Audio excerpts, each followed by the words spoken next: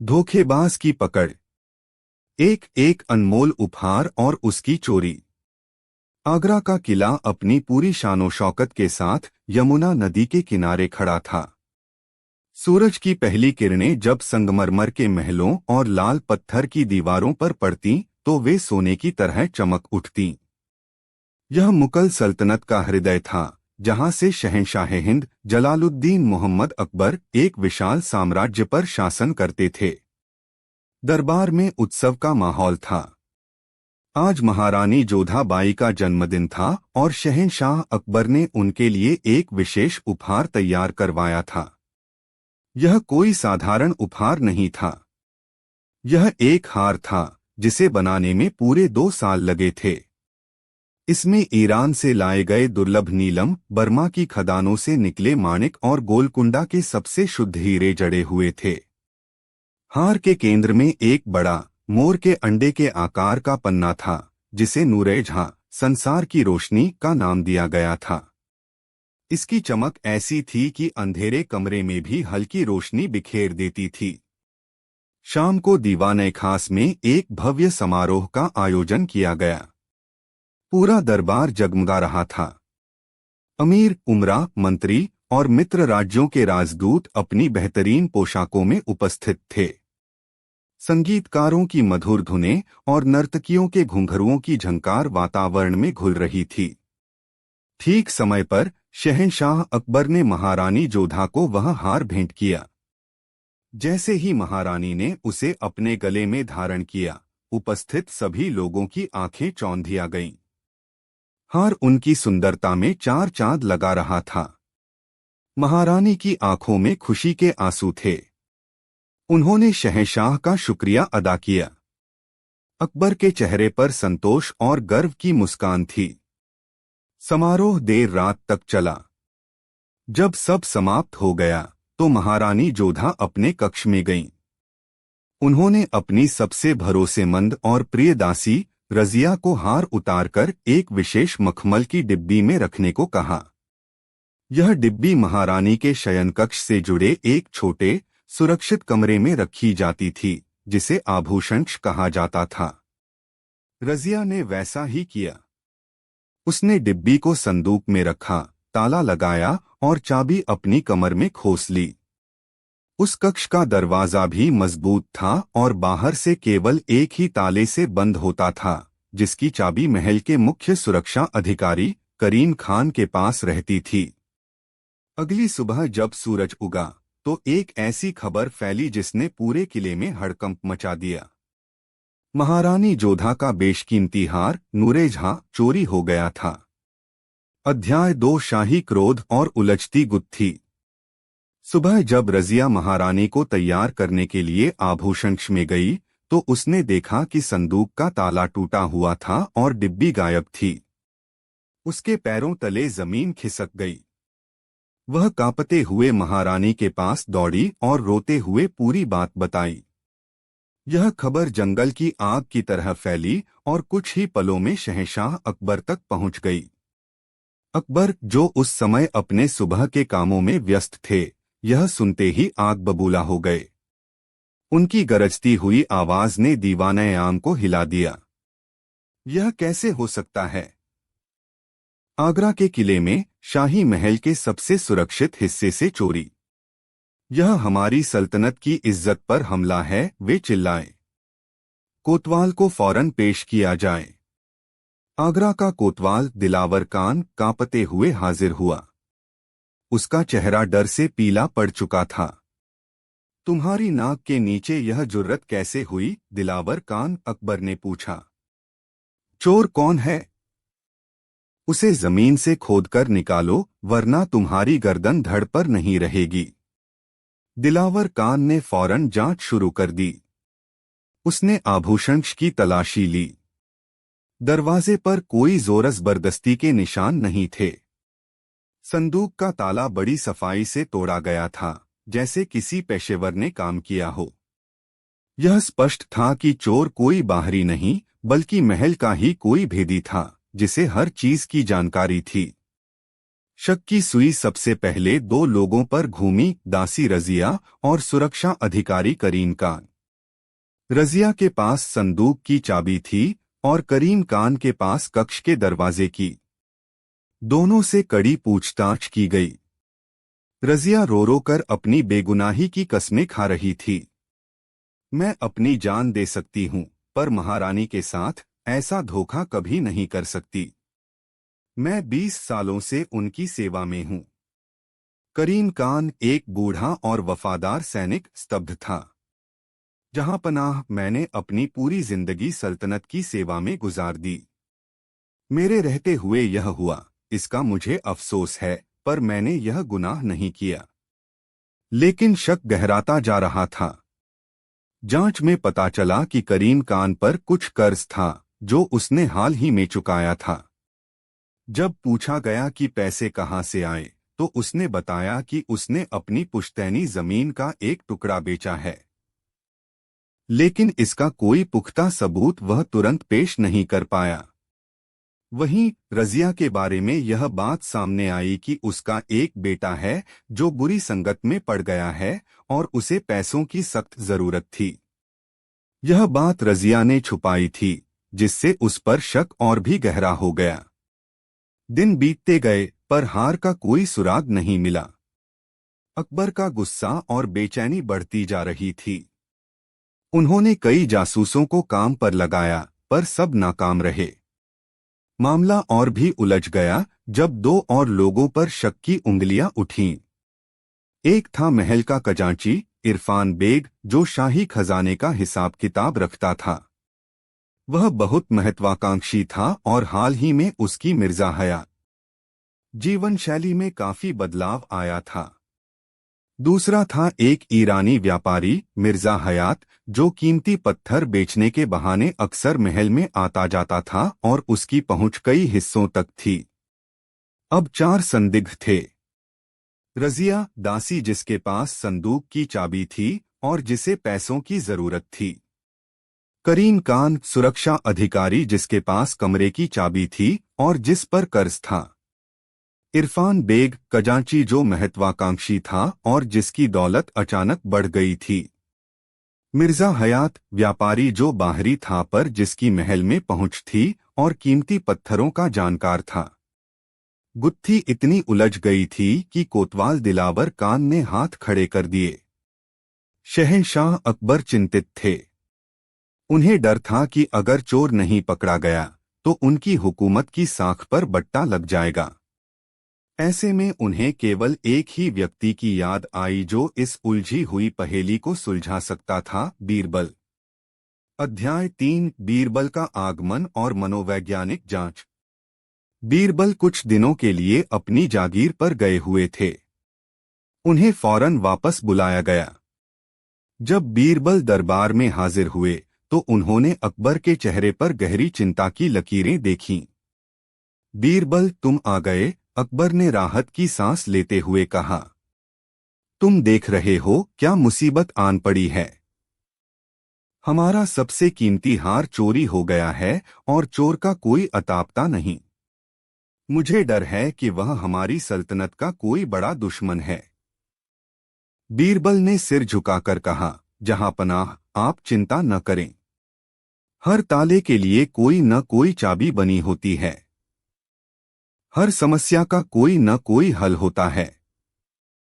मुझे बस कुछ समय और पूरी जानकारी दीजिए। बीरबल ने सबसे पहले अपराध स्थल का मुआयना किया। उन्होंने टूटे हुए ताले को देखा, कमरे की खिड़कियों और दरवाजों की जांच की। उन्होंने हर छोटी से छोटी चीज पर ध्यान दिया। फिर उन्होंने उन चारों संदिग्धों को अपने सामने पेश करने का हुक्म दिया। बीरबल ने सबसे पहले रजिया से बात की। वह एक शांत कमरे में उससे मिले, जहां कोई और नहीं था।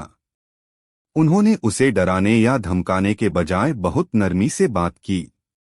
रजिया, मैं जानता हूं तुम महारानी की कितनी वफादार हो। मुझे बताओ, उस रात कुछ भी असामान्य हुआ था? कोई ऐसा व्यक्ति जिसे तुमने आसपास देखा हो? रजिया ने रोते हुए कहा, नहीं हुजूर। सब कुछ सामान्य था। मैंने हार रखकर ताला लगाया और चाबी अपनी कमर में बांध ली थी। सुबह तक चाबी वहीं थी। बीरबल ने पूछा, तुम्हारे बेटे के बारे में जो बातें हो रही हैं, क्या वे सच हैं? रजिया हिचकिचाई, फिर बोली, हाँ हुजूर। वह भटक गया है, पर मैं चोरी जैसा पाप करके उसे बचाने की कभी नहीं सोच सकती। मैं उसे मेहनत करके सही रास्ते पर लाना चाहती हूँ। बीरबल ने उसकी आंखों में सच्चाई की एक झलक देखी। इसके बाद करीम कान की बारी आई। वह एक स्वाभिमानी और कठोर व्यक्ति था। करीम कान, तुम पर कर्ज था जो तुमने अचानक चुका दिया। पैसा कहाँ से आया? बीरबल ने सीधे सवाल किया। करीम कान ने दृढ़ता से कहा, मैंने अपनी जमीन बेची है। गांव से कागजात आने में कुछ दिन लगेंगे, पर मैं बेगुनाह हूं। मेरी पूरी जिंदगी इस किले की दीवारों की हिफाजत में गुजरी है। मैं नमकहरामी नहीं कर सकता। उसकी आवाज में गुस्सा और अपमान का दर्द था। तीसरा व्यक्ति खजांची इरफान बेग था। वह बहुत चालाक और चिकनी चुपड़ी बातें करने वाला था। उसने आते ही बीरबल की तारीफों के पुल बांध दिए। बीरबल जी, आपके आने से हम सबको उम्मीद बंधी है। आप ही इस चोर को पकड़ सकते हैं। बीरबल ने उसकी बातों को नजरअंदाज करते हुए पूछा, इरफान, तुम्हारे खर्चे आजकल बढ़ गए हैं। सुना है तुमने नया घर खरीदा है और कीमती घोड़े भी। इरफान ने मुस्कुराते हुए कहा, जी, यह सब अल्लाह का करम है। मेरे ससुर ने मुझे कुछ दौलत दी है। वे एक अमीर सौदागर हैं। उसने अपनी बात को साबित करने के लिए कुछ दस्तावेज भी दिखाए जो पहली नजर में असली लग रहे थे। अंत में ईरानी व्यापारी। जीवन शैली में काफी बदलाव आया था। दूसरा था एक ईरानी व्यापारी, मिर्जा हयात, जो कीमती पत्थर बेचने के बहाने अक्सर महल में आता जाता था और उसकी पहुंच कई हिस्सों तक थी। अब 4 संदिग्ध थे। रजिया, दासी जिसके पास संदूक की चाबी थी और जिसे पैसों की जरूरत थी। करीम कान, सुरक्षा अधिकारी जिसके पास कमरे की चाबी थी और जिस पर कर्ज था। इरफान बेग, खजांची जो महत्वाकांक्षी था और जिसकी दौलत अचानक बढ़ गई थी। मिर्जा हयात, व्यापारी जो बाहरी था पर जिसकी महल में पहुंच थी और कीमती पत्थरों का जानकार था। गुत्थी इतनी उलझ गई थी कि कोतवाल दिलावर कान ने हाथ खड़े कर दिए। शहंशाह अकबर चिंतित थे। उन्हें डर था कि अगर चोर नहीं पकड़ा गया तो उनकी हुकूमत की साख पर बट्टा लग जाएगा। ऐसे में उन्हें केवल एक ही व्यक्ति की याद आई जो इस उलझी हुई पहेली को सुलझा सकता था, बीरबल। अध्याय 3, बीरबल का आगमन और मनोवैज्ञानिक जांच। बीरबल कुछ दिनों के लिए अपनी जागीर पर गए हुए थे। उन्हें फौरन वापस बुलाया गया। जब बीरबल दरबार में हाजिर हुए तो उन्होंने अकबर के चेहरे पर गहरी चिंता की लकीरें देखीं। बीरबल, तुम आ गए, अकबर ने राहत की सांस लेते हुए कहा। तुम देख रहे हो क्या मुसीबत आन पड़ी है। हमारा सबसे कीमती हार चोरी हो गया है और चोर का कोई अतापता नहीं। मुझे डर है कि वह हमारी सल्तनत का कोई बड़ा दुश्मन है। बीरबल ने सिर झुकाकर कहा, जहां पनाह, आप चिंता न करें। हर ताले के लिए कोई न कोई चाबी बनी होती है। हर समस्या का कोई न कोई हल होता है।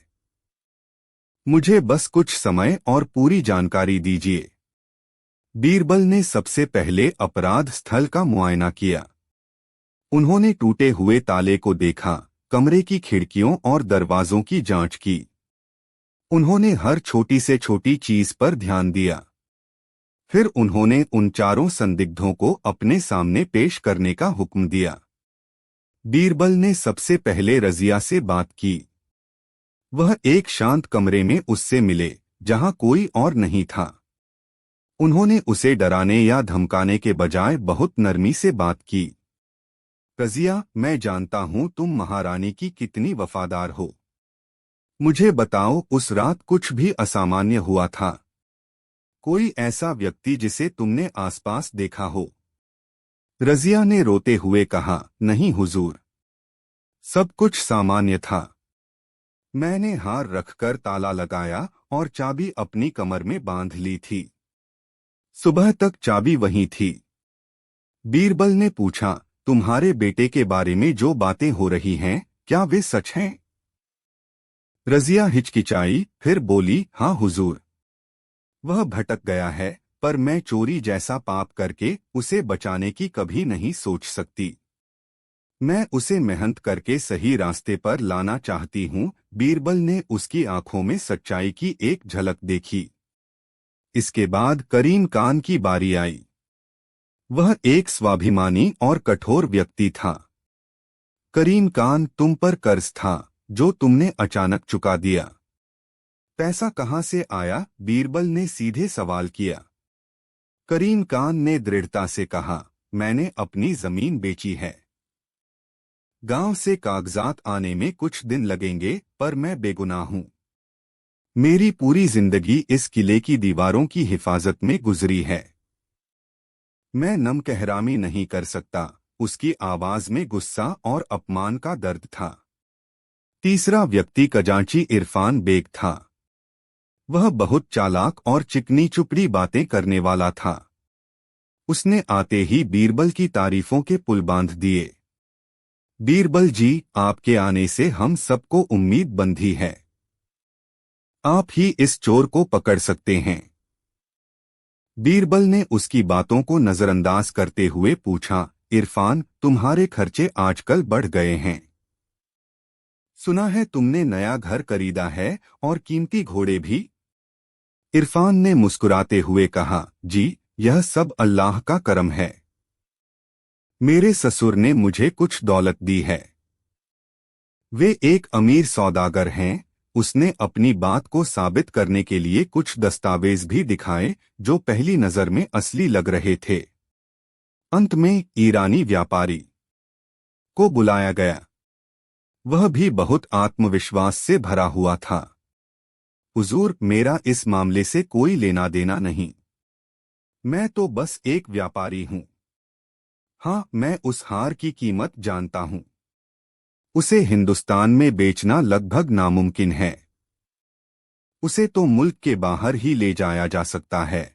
उसने एक ऐसी जानकारी दी जो किसी जासूस की तरह लग रही थी। चारों से बात करने के बाद बीरबल गहरी सोच में पड़ गए। चारों के पास अपनी बेगुनाही साबित करने के लिए कहानियां थीं और दूसरों पर शक करने की वजह भी। चोर बहुत शातिर था। उसने कोई सुराग नहीं छोड़ा था। बीरबल समझ गए कि सीधी उंगली से घी नहीं निकलेगा। चोर को पकड़ने के लिए उन्हें मनोविज्ञान का सहारा लेना होगा। उसे अपनी ही होशियारी के जाल में फंसाना होगा। अध्याय 4, न्याय की जादुई छड़ियां।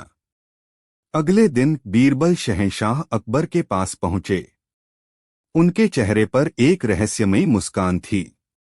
जहांपनाह, मुझे चोर का पता चल गया है, बीरबल ने कहा। अकबर हैरान रह गए। कौन है वो? बताओ मुझे। जहांपनाह, चोर इन चारों में से ही एक है। पर मेरे पास अभी ठोस सबूत नहीं है। सबूत हासिल करने के लिए मुझे एक नाटक करना होगा और इसमें आपका सहयोग चाहिए। अकबर बीरबल की योजनाओं को जानते थे। उन्होंने सहमति में सिर हिलाया। बीरबल ने अपने सहायक को बुलाया और उसे जंगल से एक कांस पेड़ की 4 बराबर आकार की टहनियां लाने को कहा। जब टहनियां आ गईं, तो बीरबल ने उन्हें अपने पास रख लिया। शाम को बीरबल ने उन चारों संदिग्धों, रजिया, करीम कान, इरफान बेग और मिर्जा हयात को दीवाने खास में बुलवाया। शहंशाह अकबर भी सिंहासन पर विराजमान थे। माहौल बहुत गंभीर था। बीरबल ने अपने हाथ में रखी 4 छड़ियों को दिखाते हुए कहा, यह कोई साधारण छड़ियां नहीं हैं। यह न्याय की जादुई छड़ियां हैं। मैंने इन पर एक विशेष मंत्र फूंका है। चारों संदिग्ध हैरानी से उन छड़ियों को देखने लगे।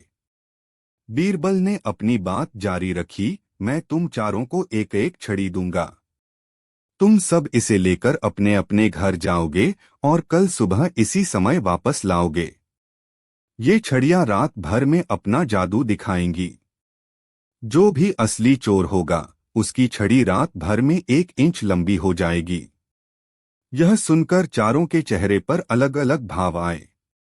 रजिया और करीम कान के चेहरे पर थोड़ी हैरानी थी, पर वे शांत थे। मिर्जा हयात थोड़ा संशय में दिख रहा था, जैसे वह इस बात पर यकीन नहीं कर रहा हो। लेकिन खजांची इरफान बेग के चेहरे पर एक पल के लिए डर की एक हल्की सी रेखा उभरी और फिर गायब हो गई। बीरबल की तेज नजर ने इसे पकड़ लिया। बीरबल ने चारों को एक एक छड़ी दी और उन्हें जाने का आदेश दिया। याद रखना, कल सुबह तक असली चोर की छड़ी 1 इंच बढ़ जाएगी। सच्चाई छिप नहीं सकती। अध्याय 5 बेचैनी की रात और एक भूल। चारों संदिग्ध अपनी अपनी छड़ी लेकर अपने घरों को लौट गए।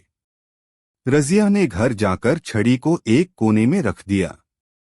वह जानती थी कि वह बेगुनाह है, इसलिए उसे किसी जादू का डर नहीं था। उसने बस ऊपर वाले से प्रार्थना की कि असली चोर जल्दी पकड़ा जाए ताकि उस पर लगा यह दाग धुल सके। वह रात भर चिंतित रही, पर उसने छड़ी को छुआ तक नहीं। करीम कान भी अपने घर पहुंचा। उसे बीरबल की इस बात पर बिल्कुल यकीन नहीं हुआ। वह एक सैनिक था और ऐसी जादुई बातों को अंधविश्वास मानता था। उसने सोचा, यह बीरबल का कोई नया नाटक है। खैर, मैं तो निर्दोष हूं। मेरी छड़ी क्यों बढ़ेगी? उसने भी छड़ी को एक तरफ रखा और अपने कामों में लग गया। रात को उसे भी नींद नहीं आई, पर अपमान के कारण न कि डर से। मिर्जा हयात अपने सराय के कमरे में पहुंचा। वह मुस्कुराया। हिंदुस्तान के लोग भी कितने भोले हैं। छड़ियां कहीं लंबी होती हैं। यह जरूर बीरबल की कोई चाल है। वह जानता था कि उसने चोरी नहीं की है, इसलिए वह निश्चिंत था। उसने छड़ी को मेज पर रखा और आराम से सो गया। लेकिन चौथे व्यक्ति खजांची इरफान बेग के घर का माहौल कुछ और ही था। जैसे ही वह अपने कमरे में पहुंचा, उसने दरवाजा बंद कर लिया। उसका दिल जोर जोर से धड़क रहा था। पसीना उसके माथे से बह रहा था। चोरी उसी ने की थी। उसने सोचा, यह बीरबल बहुत मायावी है। क्या सच में यह छड़ी लंबी हो जाएगी? अगर ऐसा हुआ तो मैं सुबह पकड़ा जाऊंगा। वह पूरी रात बेचैन रहा। वह कमरे में इधर से उधर टहलता रहा। हर थोड़ी देर में वह छड़ी को देखता। उसे लगता जैसे वह सच में धीरे धीरे बढ़ रही है। उसका डर उसकी बुद्धि पर हावी हो गया। आधी रात को उसके दिमाग में एक विचार आया। अगर यह छड़ी रात भर में 1 इंच लंबी होने वाली है, तो क्यों न मैं इसे अभी से 1 इंच छोटा कर दूं। जब यह सुबह तक 1 इंच बढ़ेगी तो वापस अपने असली आकार में आ जाएगी और मेरी चोरी पकड़ी नहीं जाएगी। यह विचार उसे बहुत शानदार लगा। उसने अपनी होशियारी पर गर्व महसूस किया। उसने एक तेज धार वाला चाकू लिया और बड़ी सावधानी से अपनी छड़ी को नीचे से ठीक 1 इंच काट दिया। फिर वह कटे हुए टुकड़े को जलाकर राख कर दिया ताकि कोई सबूत न बचे। अब वह निश्चिंत हो गया। अब बीरबल भी मुझे नहीं पकड़ सकता, यह सोचकर वह चैन की नींद सो गया। अध्याय 6 पर्दाफाश और न्याय। अगली सुबह दीवाने खास में फिर से वही लोग जमा हुए। शहंशाह अकबर अपने सिंहासन पर थे और बीरबल उनके बगल में खड़े थे। चारों संदिग्ध अपनी अपनी छड़ियां लेकर सामने खड़े थे। उनके चेहरों पर रात की कहानी साफ झलक रही थी। रजिया और करीम कान थके हुए पर शांत थे। मिर्जा हयात के चेहरे पर उत्सुकता थी, लेकिन इरफान बेग कुछ ज्यादा ही आत्मविश्वास से भरा दिख रहा था। बीरबल ने एक एक करके सबसे उनकी छड़ियां लीं। उन्होंने रजिया की छड़ी देखी, फिर करीम खान की और फिर मिर्जा हयात की। तीनों छड़ियां बिल्कुल बराबर थीं। फिर बीरबल ने इरफान बेग की छड़ी उठाई। जैसे ही उन्होंने उसे बाकी 3 छड़ियों के साथ रखा, एक पल के लिए दरबार में सन्नाटा छा गया। इरफान बेग की छड़ी बाकी तीनों से 1 इंच छोटी थी। अकबर ने हैरानी से पूछा, बीरबल, यह क्या? तुमने तो कहा था कि चोर की छड़ी 1 इंच लंबी हो जाएगी। इसकी छड़ी तो छोटी हो गई है। बीरबल मुस्कुराए और इरफ बेग की ओर देखते हुए बोले, जहां पनाह, छड़ियां जादुई नहीं थीं। यह तो लकड़ी के साधारण टुकड़े थे। जादू तो चोर के मन में बसे डर और अपराध बोध में था। उन्होंने अपनी बात स्पष्ट की, जो निर्दोष थे, उन्हें किसी जादू का डर नहीं था। वे जानते थे कि उनकी छड़ी नहीं बढ़ेगी, इसलिए उन्होंने उसे छुआ तक नहीं। लेकिन असली चोर, वह मेरी बात को सच मान बैठा। उसे डर था कि सुबह तक उसकी छड़ी सच में 1 इंच लंबी हो जाएगी और वह पकड़ा जाएगा। इसी डर से उसने रात में अपनी छड़ी को पहले ही 1 इंच छोटा कर दिया, ताकि सुबह जब वह बढ़े तो बाकी छड़ियों के बराबर हो जाए। बीरबल ने इरफान बेग की आंखों में झांकते हुए कहा, लेकिन छड़ी तो बढ़नी ही नहीं थी। चोर ने अपनी ही होशियारी के जाल में फंसकर अपनी चोरी का सबूत खुद ही दे दिया। इरफान बेग, तुम्हारी छोटी छड़ी तुम्हारे अपराध का ऐलान कर रही है। यह सुनते ही इरफान बेग का चेहरा सफेद पड़ गया। उसका सारा आत्मविश्वास हवा हो गया। वह समझ गया कि वह बीरबल की मनोवैज्ञानिक चाल में बुरी तरह फंस चुका है। वह कांपते हुए शहंशाह के कदमों में गिर पड़ा। मुझे? बीरबल ने दी मात। बादशाह अकबर का दरबार न्याय, बुद्धि और व्यंग्य का अनोखा संगम था।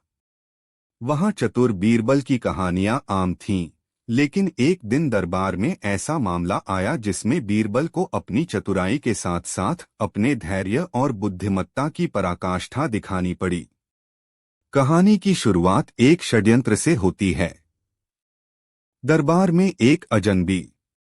एक दिन दरबार में एक अजनबी दरबारी आता है, जिसने दावा किया कि वह न सिर्फ बीरबल से अधिक बुद्धिमान है, बल्कि वह पूरे हिंदुस्तान का सबसे बड़ा तर्कशास्त्री है। उसके शब्दों ने पूरे दरबार का ध्यान खींचा। अजनबी, जहां पनाह, सुना है आपके दरबार में एक बीरबल नाम का मंत्री बहुत चतुर है, लेकिन मैं उससे भी बड़ा ज्ञानी हूं। अकबर हंसते हुए, तुम्हारा आत्मविश्वास तो सराहनीय है, पर क्या तुम बीरबल को मात दे सकते हो? अजनबी, अगर मैं हार गया तो हमेशा के लिए इस नगर को छोड़ दूंगा, लेकिन यदि बीरबल हारा तो उसे अपनी पगड़ी मुझे सौंपनी होगी। बीरबल मुस्कुराते हुए, हुजूर, चुनौतियां तो हमें और भी बेहतर बनाती हैं। स्वीकार है। पहली चाल, पहेली की गहराई। अजनबी ने पहली चाल चली, एक गूढ़ पहेली जो वर्षों पुरानी वैदिक ग्रंथों पर आधारित थी। अजनबी, बताओ बीरबल, ऐसी कौन सी चीज है जो जब होती है तो उसका होना पता नहीं चलता, और जब नहीं होती तब सबको उसकी कमी खलती है? बीरबल ने कुछ पल सोचा। दरबार में सन्नाटा था। बीरबल शांति से, यह शांति है। जब शांति होती है कोई उसका महत्व नहीं समझता। जब नहीं होती सब बेचैन हो उठते हैं। दरबार तालियों से गूंज उठा। अजनबी मुस्कुराया, लेकिन उसकी आंखों में अब चुनौती और तीखी हो गई। दूसरी चाल, न्याय की कसौटी। अगले दिन अजनबी ने एक और प्रश्न उठाया, जो बीरबल के न्याय बुद्धि को चुनौती देता था। अजनबी, एक आदमी ने अपने पड़ोसी की गाय चुरा ली। कुछ दिनों बाद वह आदमी मर गया और उसके बेटे ने गाय लौटा दी। अब क्या वह बेटा दंड के योग्य है? बीरबल: नहीं। पुत्र ने पश्चाताप करते हुए चोरी की वस्तु लौटाई है। उसे दंड नहीं, सम्मान मिलना चाहिए। अजनबी चौंकते हुए: तुमने नैतिकता के आधार पर उत्तर दिया। मैं इस पर असहमत नहीं हो सकता। बीरबल की बारी बुद्धि की परीक्षा। अब बीरबल की बारी थी। उसने एक सरल पर गहन प्रश्न अजनबी से पूछा। बीरबल: मान लो एक आदमी तुमसे कहे कि वह हर उस व्यक्ति को झूठा कहता है जो उससे सहमत होता है, तो क्या वह आदमी खुद झूठा है या सच्चा?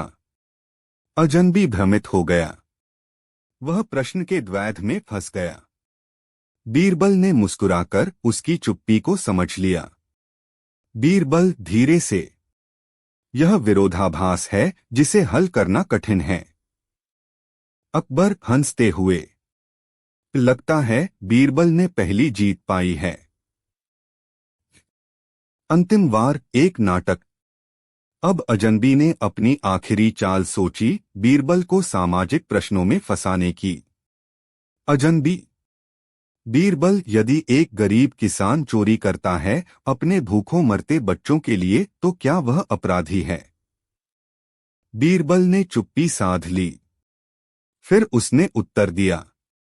बीरबल: उसका कृत्य कानून के अनुसार अपराध है, पर राज्य की व्यवस्था ऐसी होनी चाहिए कि कोई भूखा न सोए। दोष सिर्फ उस किसान का नहीं, हमारे तंत्र का भी है। अकबर गंभीरता से: बीरबल, तुमने सच्चाई और संवेदना दोनों को साथ रखा। राज खुला। अचानक एक दिन बीरबल ने दरबार में एक राज खोल दिया। बीरबल: जहांपनाह, क्या आपको नहीं लगता कि यह अजनबी ज्यादा चतुर बनकर किसी और उद्देश्य से आया है? अकबर सावधानी से: क्या कहना चाहते हो बीरबल? बीरबल: मैंने इसकी भाषा, व्यवहार और चिन्हों से पहचाना। यह दिल्ली के एक विद्रोही मंत्री का आदमी है जो हमारे दरबार की बुद्धिजीवियों की ताकत को परखने आया है। यह सुनते ही सैनिकों ने अजनबी को पकड़ा। और सच में वह एक गुप्तचर निकला। अंतिम दृश्य बीरबल की जीत। अकबर खुश होकर: बीरबल, एक बार फिर तुमने न केवल अपनी बुद्धिमत्ता बल्कि अपने राज्य के प्रति निष्ठा भी सिद्ध की। बीरबल नम्रता से: जहांपनाह, यह तो मेरा कर्तव्य था। लेकिन सच यह है कि बुद्धि को अहंकार नहीं, विवेक के साथ चलाना चाहिए। दरबार तालियों से गूंज उठा। एक बार फिर बीरबल ने न सिर्फ एक व्यक्ति को बल्कि पूरी साजिश को मात दे दी थी। एक अजनबी: मैं बीरबल से अधिक ज्ञानी हूं, मुझे चुनौती दीजिए। 2 बीरबल: चुनौती स्वीकार है। बुद्धि का खेल दिलचस्प होगा। 3 अजनबी: ऐसी कौन सी चीज है जो होने पर दिखती नहीं लेकिन न होने पर खलती है? 4 बीरबल: शांति।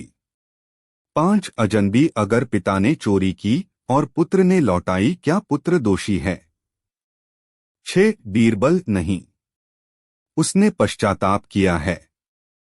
7 बीरबल: अगर कोई कहे मैं झूठे को झूठा कहता हूं, तो वह खुद क्या है?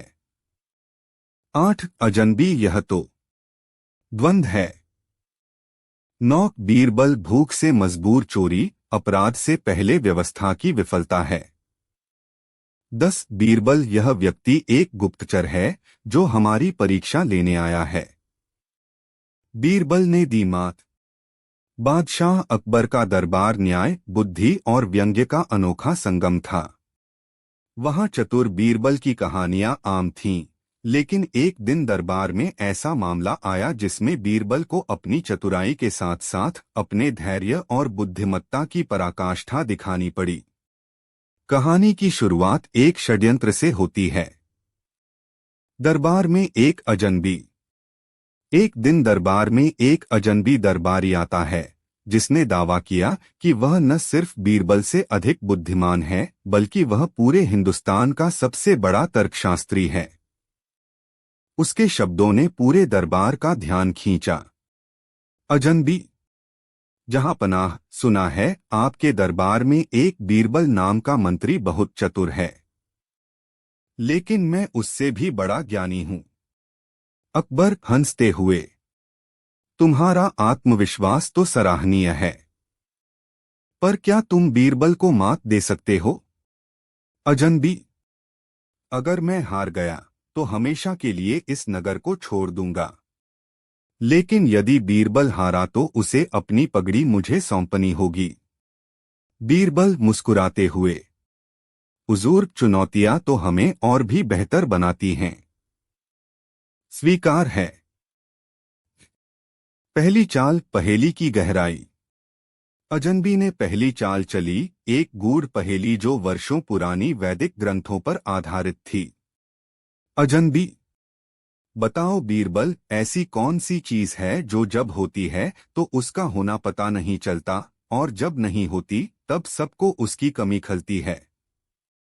बीरबल ने कुछ पल सोचा।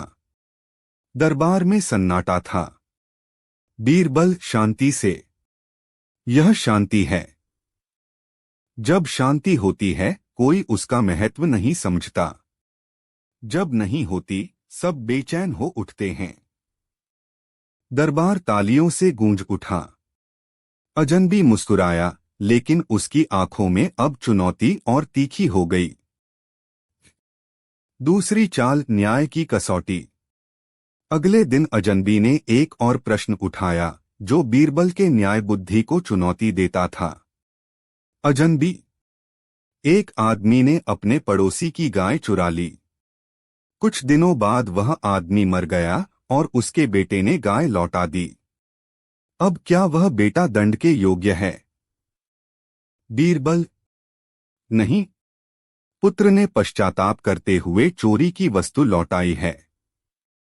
उसे दंड नहीं, सम्मान मिलना चाहिए। अजनबी चौंकते हुए, तुमने नैतिकता के आधार पर उत्तर दिया।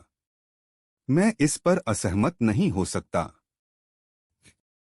बीरबल की बारी, बुद्धि की परीक्षा। अब बीरबल की बारी थी। उसने एक सरल पर गहन प्रश्न अजनबी से पूछा। बीरबल, मान लो एक आदमी तुमसे कहे कि वह हर उस व्यक्ति को झूठा कहता है जो उससे सहमत होता है, तो क्या वह आदमी खुद झूठा है या सच्चा? अजनबी भ्रमित हो गया। वह प्रश्न के द्वैध में फंस गया। बीरबल ने मुस्कुराकर उसकी चुप्पी को समझ लिया। बीरबल धीरे से, यह विरोधाभास है जिसे हल करना कठिन है। अकबर हंसते हुए, लगता है बीरबल ने पहली जीत पाई है। अंतिम वार, एक नाटक। अब अजनबी ने अपनी आखिरी चाल सोची, बीरबल को सामाजिक प्रश्नों में फंसाने की। अजनबी, बीरबल, यदि एक गरीब किसान चोरी करता है अपने भूखों मरते बच्चों के लिए तो क्या वह अपराधी है? बीरबल ने चुप्पी साध ली। फिर उसने उत्तर दिया। बीरबल, उसका कृत्य कानून के अनुसार अपराध है, पर राज्य की व्यवस्था ऐसी होनी चाहिए कि कोई भूखा न सोए। दोष सिर्फ उस किसान का नहीं, हमारे तंत्र का भी है। अकबर गंभीरता से, बीरबल, तुमने सच्चाई और संवेदना दोनों को साथ रखा। राज खुला। अचानक एक दिन बीरबल ने दरबार में एक राज खोल दिया। बीरबल, जहांपनाह, क्या आपको नहीं लगता कि यह अजनबी ज्यादा चतुर बनकर किसी और उद्देश्य से आया है? अकबर सावधानी से, क्या कहना चाहते हो बीरबल? बीरबल, मैंने इसकी भाषा, व्यवहार और चिन्हों से पहचाना। यह दिल्ली के एक विद्रोही मंत्री का आदमी है जो हमारे दरबार की बुद्धिजीवियों की ताकत को परखने आया है। यह सुनते ही सैनिकों ने अजनबी को पकड़ा। और सच में वह एक गुप्तचर निकला। अंतिम दृश्य, बीरबल की जीत। अकबर खुश होकर, बीरबल, एक बार फिर तुमने न केवल अपनी बुद्धिमत्ता बल्कि अपने राज्य के प्रति निष्ठा भी सिद्ध की। बीरबल नम्रता से, जहां पनाह, यह तो मेरा कर्तव्य था। लेकिन सच यह है कि बुद्धि को अहंकार नहीं, विवेक के साथ चलाना चाहिए। दरबार तालियों से गूंज उठा। एक बार फिर बीरबल ने न सिर्फ एक व्यक्ति को बल्कि पूरी साजिश को मात दे दी थी। एक अजनबी, मैं बीरबल से अधिक ज्ञानी हूं, मुझे चुनौती दीजिए। 2 बीरबल, चुनौती स्वीकार है। बुद्धि का खेल दिलचस्प होगा। 3 अजनबी, ऐसी कौन सी चीज है जो होने पर दिखती नहीं लेकिन न होने पर खलती है। 4 बीरबल, शांति। 5 अजनबी, अगर पिता ने चोरी की और पुत्र ने लौटाई, क्या पुत्र दोषी है। 6 बीरबल, नहीं, उसने पश्चाताप किया है। 7 बीरबल, अगर कोई कहे मैं झूठे को झूठा कहता हूं तो वह खुद क्या है। 8 अजनबी, यह तो द्वंद्व है। 9 बीरबल, भूख से मजबूर चोरी अपराध से पहले व्यवस्था की विफलता है। 10 बीरबल, यह व्यक्ति एक गुप्तचर है जो हमारी परीक्षा लेने आया है।